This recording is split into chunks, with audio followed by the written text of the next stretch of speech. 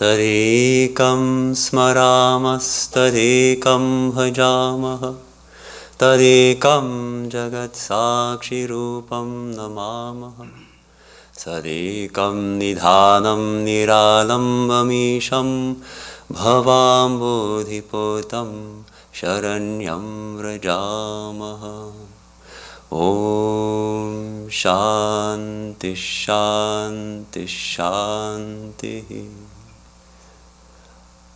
On that alone do we meditate, that alone do we worship, to that alone, the witness of the universe, do we bow, to that one who is our sole eternal support, the self-existent Lord, the raft to safety across the ocean of this world, do we come for refuge.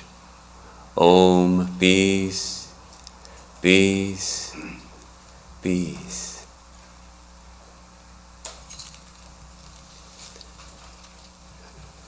Good morning. Thank you for the beautiful opening music. Our topic today is Intimations of Bliss. Intimations of Bliss. Everywhere in our life we get little tastes of happiness. We get a little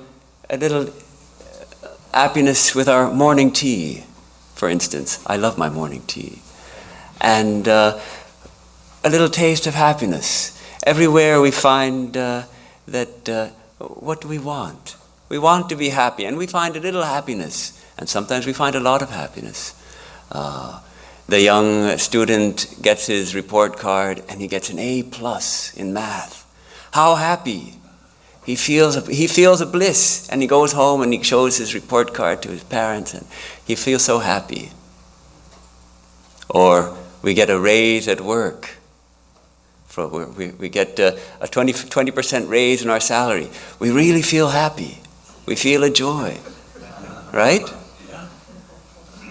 But it doesn't last. It doesn't seem to last. We get this promise. This world is promising us happiness at every turn, at every step. Everywhere it says, be happy. I'll give you this. I'll give you a raise. I'll give you an A+. I'll give you a cup of tea. I'll give you a sweet flower to smell. I'll give you a beautiful wife or a handsome husband. I'll give you all this. Be happy. And we feel, yes, I want that. I want happiness. It's all these little tastes of bliss. And yet, it turns out to be an empty promise. Because the bliss, it lasts only for a little time. The promise falls short. The joy evaporates. There's always one more desire to fulfill. This is called contingent happiness. It's contingent on something happening to us. We're getting something, we're experiencing something. It's a contingent happiness, and it comes to an end. Yet, how could we live without at least a little taste of joy? How could we live?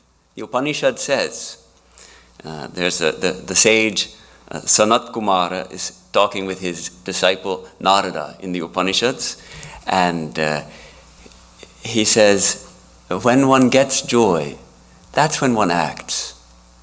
Without getting joy, one does not act.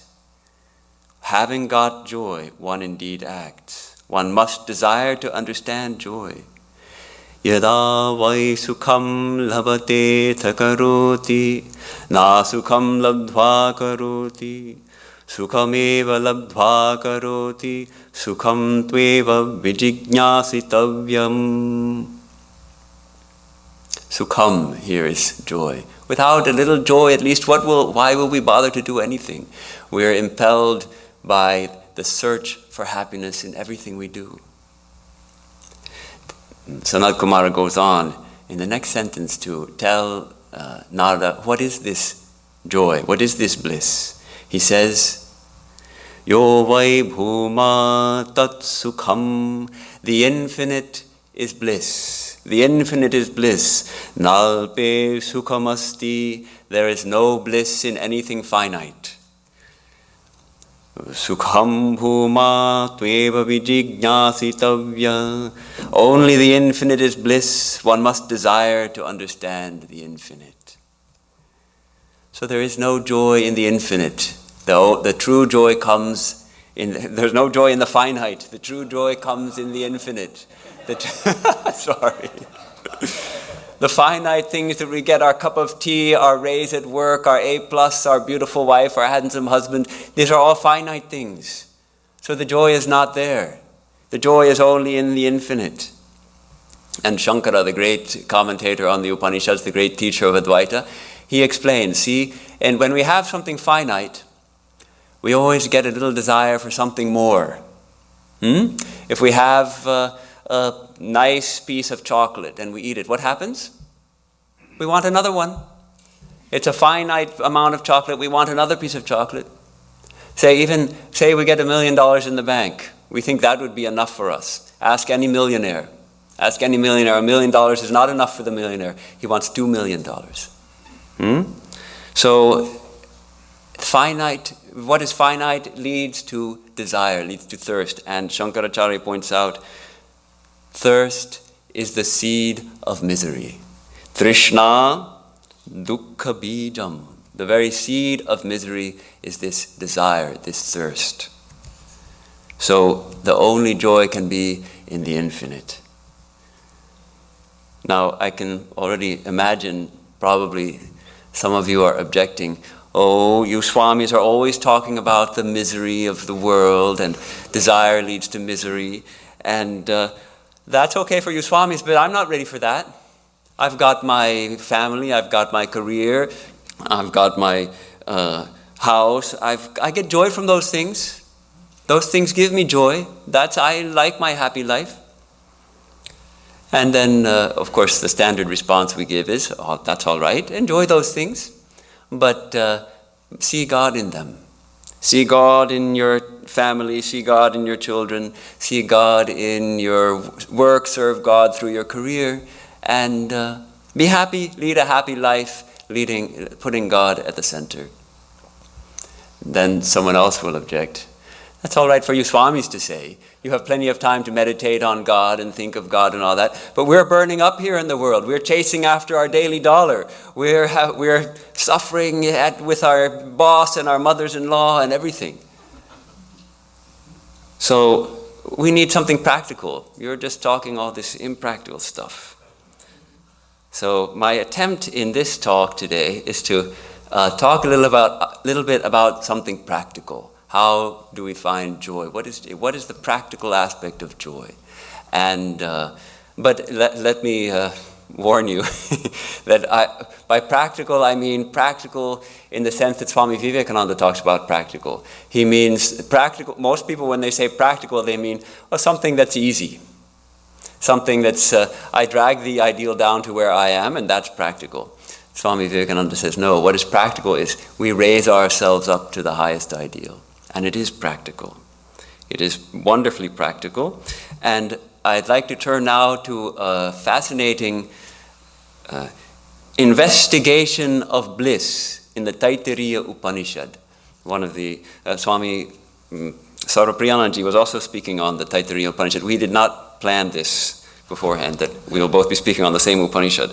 But so the Upanishad posits a person, a man.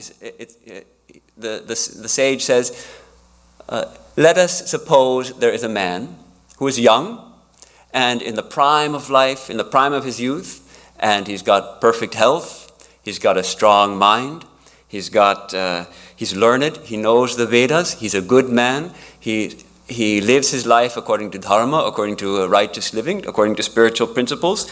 He's lots of energy, he's not lazy, he's up and doing.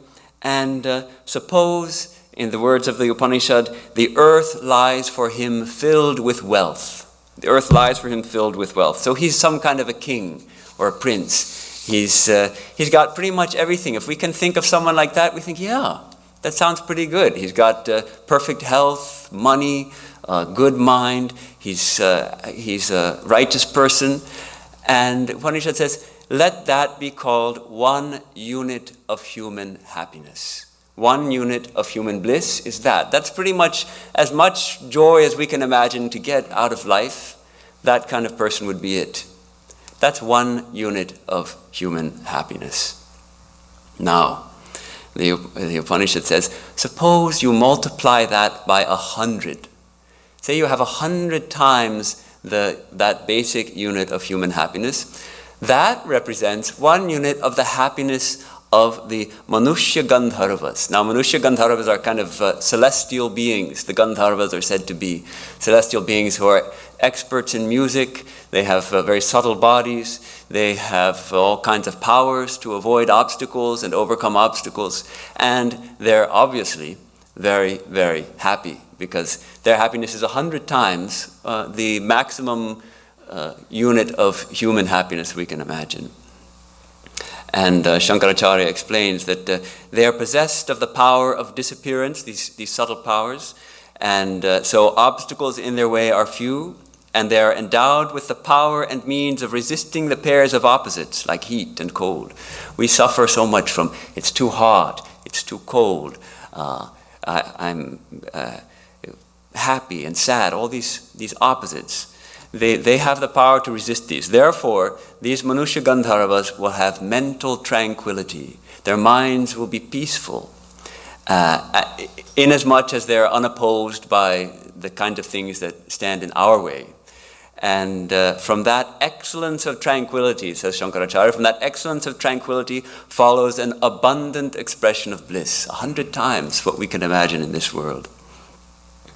Then Upanishad says something remarkable. He says, also, that 100 times of human bliss is also experienced by one who is well versed in the scriptural teachings and is unafflicted by desire. Shrotriyasya cha kamahatasya. That one who is learned in the Vedas, who knows how to lead one's life in the proper manner according to spiritual principles. That's like our happy man who has 1 unit of human happiness. He also knows how to lead a dharmic life. But what's the difference? He is akamahata. Kama means desire. And hata means, it can even mean killed or afflicted. So the Upanishad says one who is akamahata is one who is unafflicted by desire. See, we go back to Shankaracharya's point that desire is the seed of misery. Desire is actually, Upanishad is presenting us desire as an affliction. It's an affliction which drags us down into misery and bondage. And this person who is akamahata, who is free from this affliction of desire, experiences 100 times the bliss of the happy man posited in the first part of this exploration.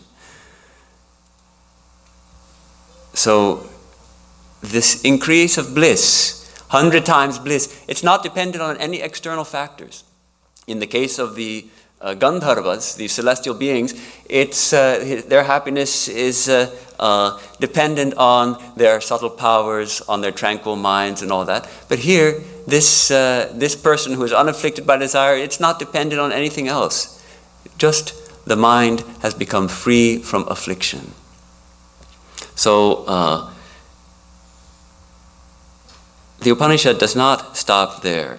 The Upanishad says, well, take this unit of the bliss of the Manushya Gandharvas, these celestial beings, multiply that by 100 times, and you get 1 unit of the bliss of the Deva Gandharvas, which are even 1 step higher, the Gandharvas 1 step higher. It's a beautiful litany which follows. I will go through it quickly because but one after the other, the Upanishad posits higher and higher levels of bliss. So these Deva Gandharvas, they have 100 times more, which is now 10,000 times our happy man's bliss. And also, that also is equivalent to the happiness of one who is learned in the Vedas and unafflicted by desire.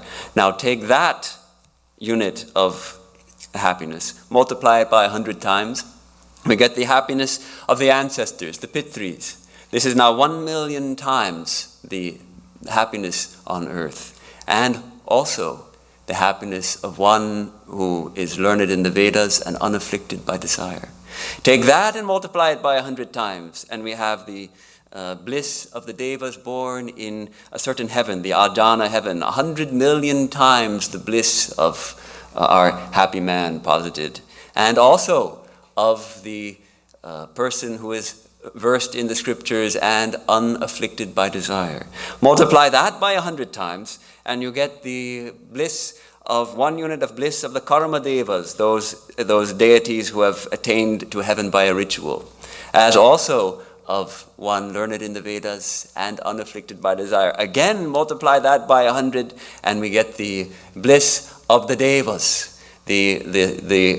those powers who rule the various forces of nature, and said to be 33 of them, and also of the one learned in the Vedas and unafflicted by desire. Now we're already up to 1 trillion times the happiness of human as posited in the first part. Now multiply that by 100 times, and you get the bliss of Indra, who is the chief of the Devas, and also the bliss of one learned in the Vedas and unafflicted by desire. Multiply that bliss by 100 times, we get the bliss of Brihaspati, who is the guru of Indra, as also of the bliss of one learned in the Vedas and unafflicted by desire. Multiply that bliss by 100 times, we get the bliss of Prajapati, who is the aggregate of all physical bodies.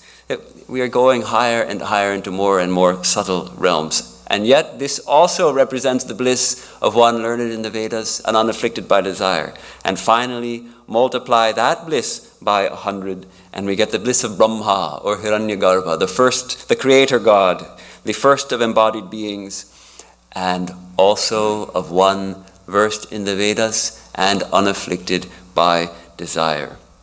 That's 1 times 10 to the 20th of our original unit of human bliss. 100 quintillion is the term. I looked it up. So don't let anyone tell you, if anyone tells you about Vedanta, it's very dry. Vedanta is very dry and philosophical. It's all bliss. This is it. What a beautiful, what a rich exploration of bliss. In each level, bliss is increasing, and yet that bliss is also there for one who is versed in the Vedas. That means one who leads a righteous life, one who leads one's life according to the spiritual principles, and is unafflicted by desire. So as freedom from desire increases, bliss also increases.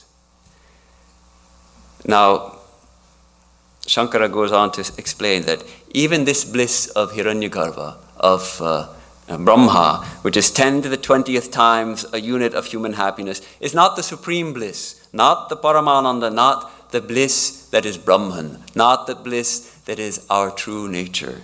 That bliss is infinite.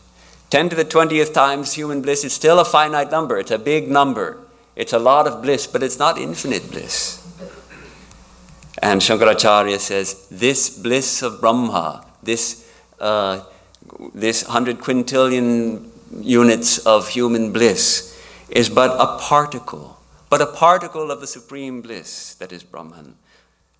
And he gives an example of a wave in the ocean, and from that wave a little drop of spray has separated itself from the ocean.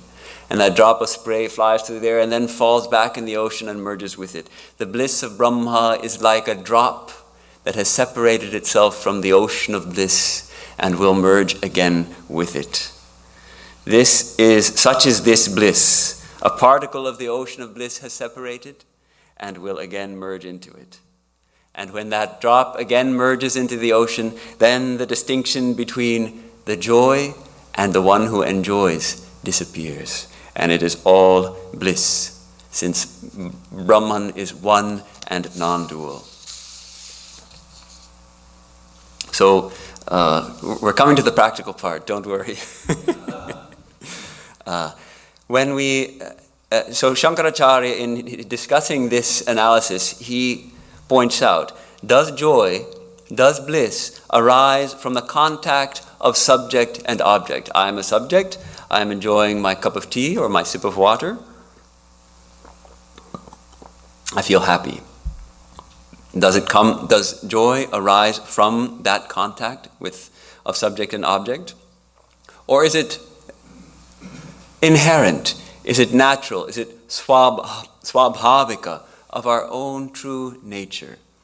And of course he concludes that actually bliss is our own true nature. It arises naturally. It's not contingent upon these external things.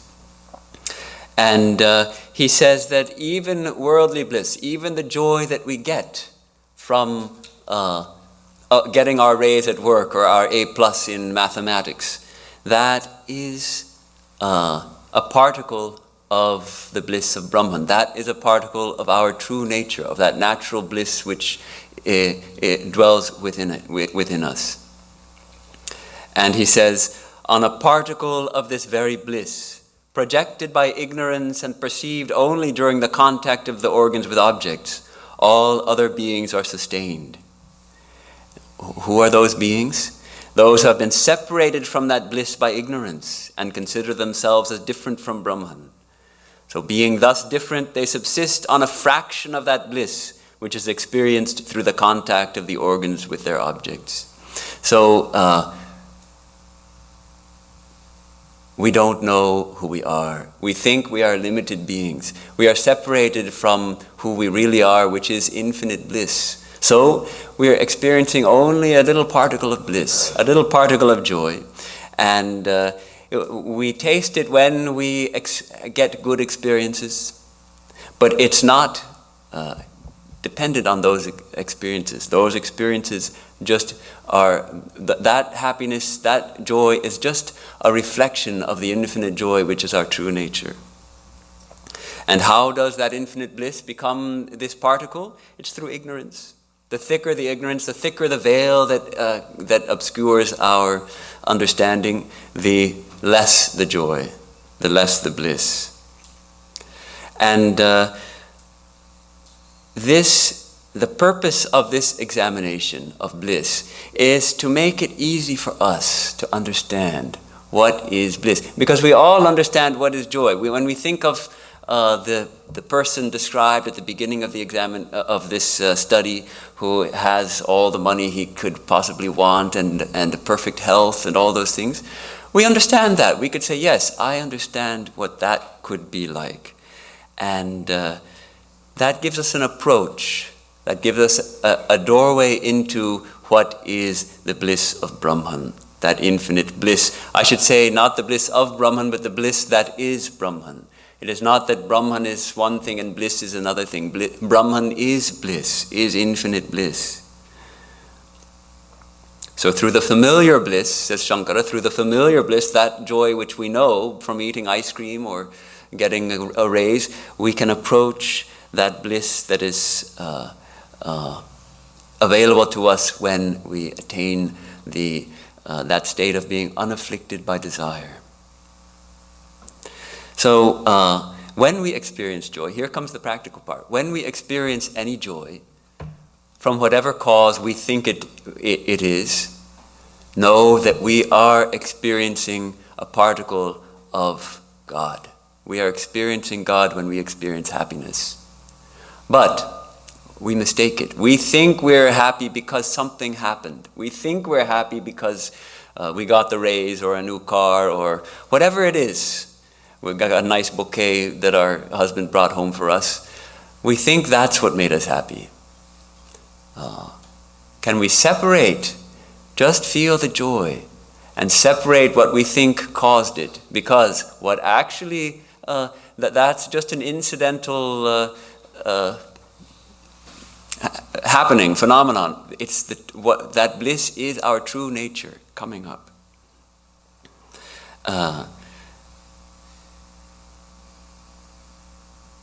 If we can separate the feeling of joy from its cause, then we dwell in our own true nature, the nature of bliss which is the bliss of Brahman. Sri Ramakrishna gives an interesting instruction to his disciples. He says, attribute to yourselves the bliss of God consciousness. Then you too will experience bliss. The bliss of God consciousness always exists in you. It is only hidden by the veiling and projecting power of Maya. So he says, while on the one hand that bliss of God consciousness is always within you, still affirm it, attribute it to yourselves. He uses the term arop karo. Chidananda arop karo means attribute it to ourselves. Put it to ourselves, place it on ourselves. Yes, that joy which I feel when I have something happy, that is my true nature. That is the bliss of God consciousness. That is the bliss of the infinite. It's a true imposition. You know, in Vedanta, we talk about adhyaropa, which is a false superimposition. When we mistake a rope for a snake. We see a rope and we think it's a snake. We have also done this aropa. We have imposed the idea of a snake on the rope. In this case, it's different. It's the same word being used, but we're attributing to ourselves the bliss that actually is who we are. That bliss of God consciousness, Chidananda. We discover that bliss in ourselves. As our Swami Anubhavananda, the happy Swami, told us, we don't find bliss. That's as if it's something that was lost and we're finding. We only discover it. It is there all the time and we are discovering it within. As Swami Vivekananda says, we are all amritasya putraha, the children of immortal bliss. Yea, ye are not sinners, ye are children of immortal bliss. Allow me, my brethren, to call you by that holy name, that wonderful name, children of immortal bliss. So how is it that it seems so much that when we satisfy a desire that we get that joy? How is it? There's a wonderful example given by one of our Swamis, I can't remember now who, but he gives the example of a strong desire. Let us imagine, for example, an Olympic athlete who wants to get a gold medal.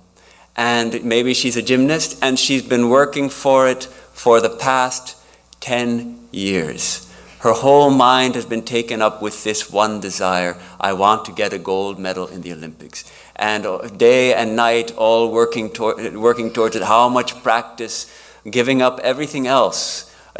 Minimum studies, minimum school, no going out with friends to the movies. Everything is training for this gold medal. And this, for most of us, we have hundreds of desires arising in our minds all the time. Hundreds of desires. But when one desire becomes overarching, one desire becomes overpowering, it suppresses all the other desires. It suppresses them. So in our young gymnast, all the desires of her mind have been merged into that one desire, I want a gold medal. And she works for it, and she works for it, and finally she gets it. She gets a gold medal. And what happens? Her mind becomes completely free of desire. Why? All the other desires that were in her mind have been subdued, have been quieted, have been merged into that one desire for a gold medal, and she fulfills that desire. The mind becomes completely tranquil. She is, for the time being, unafflicted by desire. And how great is her joy. That is the joy of Brahman welling up through her. And how wonderful. And yet, as we know, it doesn't last. It doesn't last. That's the false promise of the world. Another desire crops up. So here, that's why the Upanishad presents us with another path to bliss, another path to joy, getting free from desires, getting free from desires, seeing desire as an affliction to be overcome. Then we attain that tranquility which is not dependent on anything. The bliss of our own true nature wells up. See, the Upanishad is not saying desires are bad. Desires are not bad, desires are perfectly normal and natural. But there comes a time in our life when we begin to see the desires are obstacles in our life, are obstacles in our path. And when we begin to see this defect of desire, when we begin to see that desires are not bringing us joy but rather bringing us misery, when we see that desires are not leading us to freedom but rather throwing us into bondage, then it becomes a practical and we can understand what it means to get free of desires, and we begin to work towards that. And the Upanishad promises us, we begin to experience bliss and more bliss.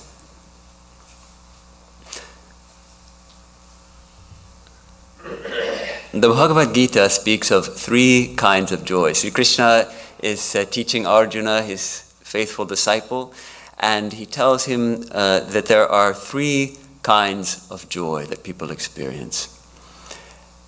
Sukham tvidanin trividham shrunu me bharata rishabha abhyasad ramate yatra dukkhantam chanigacchati yattadagre vishamiva pariname mritopamam tatsukham satvikam proktam atma buddhi prasadajam vishayendriya sanyogat yattadagre mritopamam pariname vishamiva tatsukham rajasam smritam yadagre chanubandhe cha sukham mohanamatmanah nidralasya pramadatham tattama samudahritam. So he says, Arjuna, hear about these 3 kinds of happiness. The first kind of happiness is one which we learn by practice to enjoy. We learn to enjoy it by practice, and that joy leads to the end of misery. It leads to the end of dukkha. That joy, at the beginning, it tastes like poison, but at the end, it tastes like immortality, like nectar. That happiness is born of the direct realization of the self, and it is characterized by sattva. Now, it's wonderful, it's interesting to say it's born of the clear knowledge of the self. It almost sounds like, well, when we know the self, which is something apart from me, then we get happiness. No. When we know ourselves as we truly are, when we start to get glimpses of our true nature, we get this happiness which is like nectar. It's something we learn by practice, and it's something which leads to the end of misery. And why is it like poison at first? Well, we know that our condition right now is we are afflicted by desire. We are not masters of our minds. We are dragged hither and thither by our own desires, by our own tendencies. To master the mind, it takes work. We practice meditation, we practice spiritual disciplines. We know it's tough. It can be very tough going. So when we take that piece of chocolate and we enjoy it, and then the hand says, go have another one. The mind says, go have another one, go have another one, go have another one. And we say, no, I'm not going to have another one. I want to be a master of my mind. I will decide when to have a piece of chocolate, not you, O tongue. That's tough. That becomes difficult. That's why it tastes like poison at first. I want a piece of chocolate. No, it's a struggle. But when we gain mastery over our tongue, when we gain mastery over our mind, and decide, well, when I'm ready to have a piece of chocolate, I'm going to have it, and I'm going to have one, and I'm going to enjoy it, and that's all, and I eat it, and I enjoy it, and I don't crave for a second one, there's a joy there. And gradually, as we get more and more free of desire, that joy, which is our true nature, bubbles up, and we taste that immortal joy, that joy which tastes like nectar at the end. And of course, Sri Krishna contrasts it with a second kind of happiness, which he says is born of the contact of the senses with their objects. Our bodies contact certain objects. Our ear hears beautiful music. Our tongue tastes beautiful food. Our pocket gets a big wad of money. We get happiness. And it tastes like nectar. Sri Krishna says it tastes like nectar at first. It tastes like nectar at first. But then it tastes like poison at the end. See the difference? The sattvic happiness tastes like poison at first and tastes like nectar at the end. The rajasic happiness tastes like nectar at first, but like poison at the end. So it's like a sugar-coated ball of poison. Tastes beautiful, but we're eating poison. We get the poison taste afterwards. So this is, it's a confusion of pleasure and joy. A confusion of pleasure and joy. That is what we see all around us in this world. Swami Vivekananda says, enjoyment is the million-headed serpent that we must tread underfoot. The idea that the gratification of the senses constitutes enjoyment is purely materialistic. There is not one spark of real enjoyment there. All the joy you find in it is a mere reflection of the true bliss. You know, this really hits it home for me that when we look in this world, all the advertising that we see, it's all showing enjoyment and promising that if we get that enjoyment, we'll get happiness. It's a confusion. It's not. Happiness is not to be found in enjoyment. Happiness is our own true nature. And it's bubbling up all the time. And through all these little glimpses, all these little intimations of bliss we're getting, but we are not going to find it by chasing those. We find it by diving within. We find it by getting free of desire. Sri Krishna also tells of the third kind of bliss, of happiness, which doesn't really apply too much to us, I hope. That's the happiness that begins and ends both in self-delusion, and it arises from sleep and miscomprehension. So it's the happiness of tamas. So I think we, being spiritual seekers, for the most part, we have come out of that kind of happiness. You know, Sri Ramakrishna, he used to say that the joy of a spiritual life. So how much he was always in joy. He used to give the example of a fly and a bee, and the bee will always sip the nectar of flowers. And the fly may also sip the nectar of flowers, or it may sit on a nice, fresh candy, a sweetmeat, a sandesh. But the fly also goes and sits on a festering sore. So it may look sweet, but that festering sore is not, it doesn't give us real happiness. So what about, this is all well and good, but what about ice cream? What about ice cream? And you know, Swami Vivekananda, he loved ice cream. He loved it.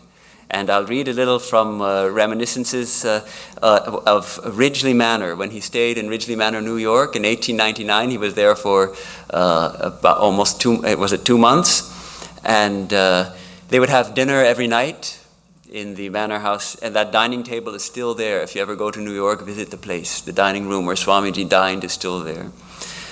Dinner served in the dining room. A room not large, but elegant, with black marble mantelpiece, rich wallpaper, and stately carved sideboards, was generally more or less informal.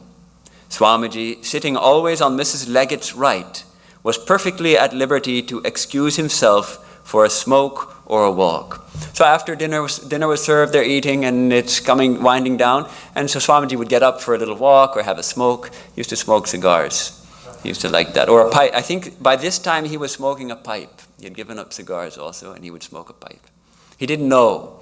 Nobody knew in those days that tobacco was so harmful, smoking was so harmful for health. So this was one of the little pleasures that he had. And now what our account goes, there was, however, a way to hold him. See, they love to bask in his company. So he's getting up to go for his smoke, and they want to enjoy his company a little longer. So a very quick word from Lady Betty that she believed there was to be ice cream would turn him back instantly. And he would sink into his place with a smile of expectancy and pure delight, seldom seen on the face of anybody over 16. He just loved it, and he had all he wanted to. So how do we explain that? It looks like Swami Vivekananda is loving ice cream, and he's getting a lot of joy eating ice cream. Swami Vivekananda is established in bliss. He's established in the bliss that is Brahman. That bliss is always within him. Someone who is in that state can more enjoy ice cream much more than we can. See how much he enjoys it. He can enjoy ice cream like nobody else, because that enjoyment of ice cream just increases his awareness of his true nature, which is bliss. One of our Swamis tells how one of our very senior Swamis in India, who's no longer in the body, was considered a knower of truth also, a realized soul, an enlightened soul. And our Swami Nishpapananda tells this, how he saw him eat a bowl of ice cream. And he said he's never seen anyone enjoy ice cream like that, savoring every taste and in a kind of joy, a kind of bliss, a kind of ecstasy almost, eating the ice cream. William Blake's poem, "He who binds to himself a joy does the winged life destroy, but he who kisses the joy as it flies lives in eternity's sunrise." See, someone like Swami Vivekananda kisses the joy as it flies, this little joy of eating ice cream. He doesn't hold on to it. We think, oh, this is good ice cream. What kind is it? I got to be sure to get some for myself so I can have more next time and get even more joy. Not Swami Vivekananda. He has it. He enjoys it. When it's finished, it's finished. He's not longing for more. I'm sure he never longed for ice cream. I'm sure he never thought, wow, I wish I could have ice cream. But when ice cream is presented, he's ready to give his whole mind to it and really enjoy it, knowing that that joy is but a reflection of his true nature. He says, whenever there is any bliss, even though in the most sensual of things, there is a spark of that eternal bliss which is the Lord himself. Then he says, even in the lowest kinds of attraction, there is the germ of divine love. Who can attract a soul really? Only he, capital H. Do you think dead matter can truly attract the soul? It never did and never will. So even the lowest forms of attraction derive their power from God himself. See, here he has subtly changed the focus from joy to love. And love, what is love but bliss? What is the greatest bliss we can think of? A love. When we're bathed in love, we feel that joy. So bliss and love are equivalent.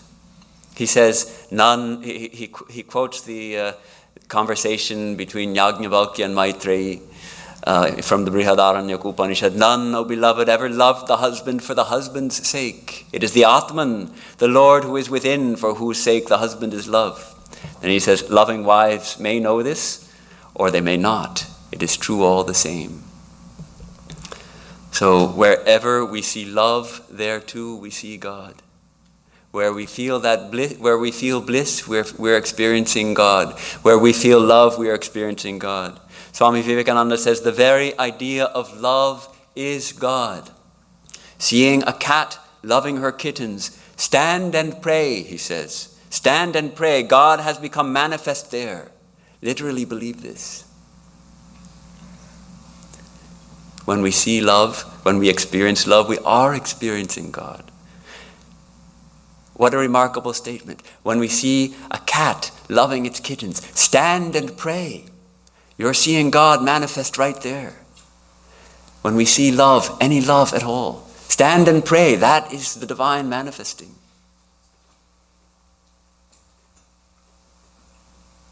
Can we separate the object of our love from from the love.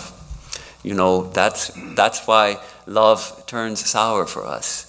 Because we love and then we have all kinds of expectations. We think the love is, I love my husband, or I love my wife, or I love my child. I love my newborn baby. I love my newborn granddaughter.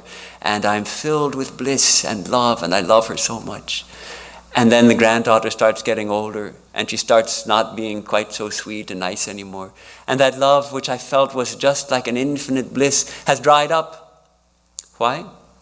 Because I have mistakenly limited it to my granddaughter. But that love is our own true nature. Can we separate the love and the object of love? This is what I'm suggesting as a practical exercise. When we feel love, know that that is our true nature. See if we can separate it from the object of our love.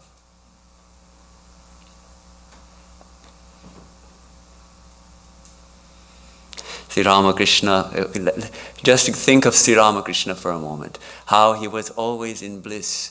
The devotees would be drawn to him like bees to a lotus, just to drink in the nectar of his company. And how he would tell jokes even, and the boys would be lying on the floor with side-splitting laughter. And then he would sing a spiritual song, and everybody would feel uplifted, and in what joy. Then, riding in a carriage going through Calcutta, he would see some drunkards singing and experiencing the joy of being drunk.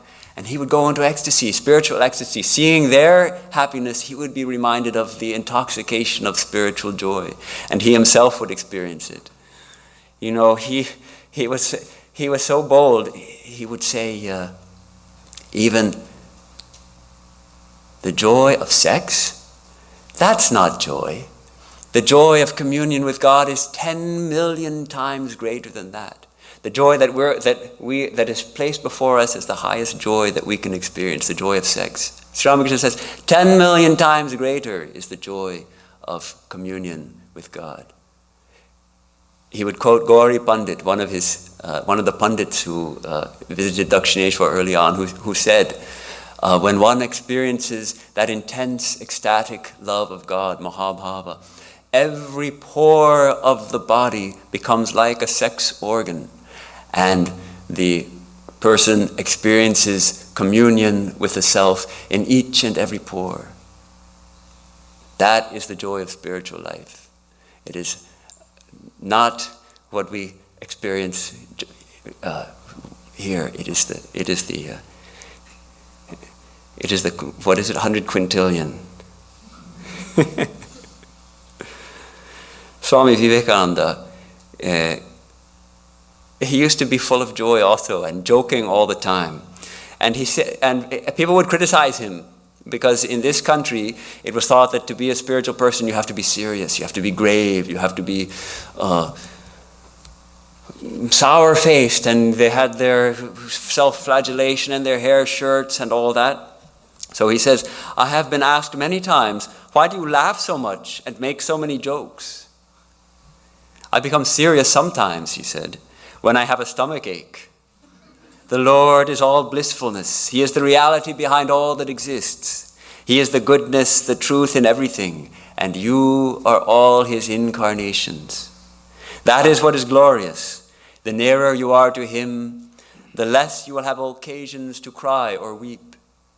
The further we are from him, the more will long faces come. The more we know of him, the more misery vanishes.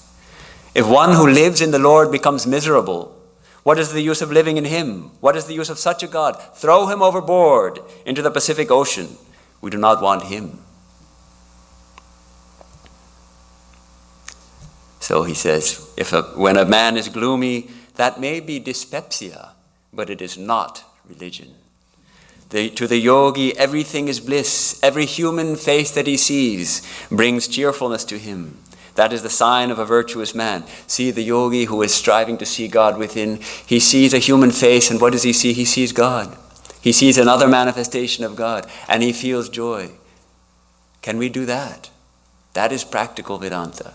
When we see a human face, let us feel we are looking right at the face of God and feel the joy that we are seeing God directly. What business have you with clouded faces, he says. It is terrible.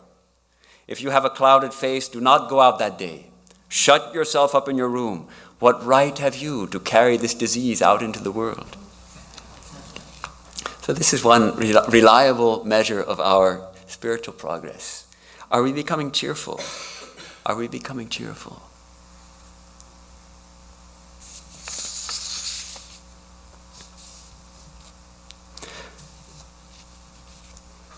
We find in spiritual practice itself, we have all the yogas, all the forms, in all the paths which we take towards God are suffused with bliss, are suffused with joy. In the yoga of devotion, the yoga of love, bhakti yoga, love, as we discussed, love is bliss. The more we are able to love God, the more that love grows in our hearts, the more joy we feel, and the more we are able to share that love with everyone and experience that joy. Now, when we are practicing karma yoga, the yoga of selfless work, we're reducing our egotism, we're reducing our selfishness, and we're becoming more selfless. And the more we become selfless, the more our true self, our true nature bubbles up and we experience joy. How many of you joined us yesterday in karma yoga, in working for the Lord? And we had a really good time. We had a lot of joy working together for the Lord. And the yoga of meditation, as we begin to still our minds and become free of all the disturbing thoughts in our minds, we start to experience real peace, real joy. It's the path of meditation is also a path of joy. Finally, the path of knowledge, as we begin to have a deep conviction about who we are and cultivate dispassion towards the world, we also begin to experience joy. The path to God is full of bliss. It's full of joy. That is where we will find joy in this life. And the more we get close to the divine, the more joy we get with God, the more joy we also find in our life. When we taste the joy of God consciousness, we share it with our families. We feel so much more joy with our families. We feel joy at work. We can even feel joy with our boss who is having a meltdown over something. And we can say, see the fun, see the play. We see it all as the play of God. So this is the practical way to get bliss in life. And I would like to close this talk with a little reminiscence of Swami Vivekananda given by his brother. When Swami Vivekananda was in England in 1896, his brother, Mahendranath Datta, was also with him. And he wrote reminiscences of Swami Vivekananda much later. And he recalls that Swamiji told him, "You see, at night I go to my room and lie down. I keep quiet for a while. And then within me so much ananda, so much bliss arises that I cannot stay lying down. I see the blissful mother. Men, animals, the sky and earth, all are saturated with bliss. I cannot lie down any longer, so I get up and dance in the middle of the room. That bliss can no longer be confined within my heart. The whole world becomes filled with it, as it were." Even as he said this, Swamiji began to dance like a child for a little while. Then he said with affection to those who were present, "Be happy. Don't be depressed. The mother is everywhere. All will be filled with bliss." So I leave you with this command of Swami Vivekananda. Be happy. Don't be depressed. The mother is everywhere. All will be filled with bliss. Om Yam Brahma Varunendra Rudra Marutaha Stunvanti Divyaistavai Vedaya Sangapadakramopanishadai Gayanti yam samagaha Dhyanavastita tandagatina manasa Pashyanti yam yogino Yasyam tannavidu Surasuragana Devaya tasmai namaha. Our salutations to him who is the truth of life and existence, and whom the sages call by various names. Our salutations to him whose glory is sung in the sacred hymns of the various scriptures of the world, but whose limitless and infinite grandeur no mortal mind can comprehend. Our salutations to him on whom the devotees meditate in the shrine of their hearts and realize his ineffable presence in their deepest contemplations. May he illumine our understanding and prompt our minds to the path of truth and righteousness. May he reveal himself unto our souls and dispel the gloom of delusion, fear, doubt, and darkness. Om, peace. Peace, peace, peace be unto us, peace be unto all.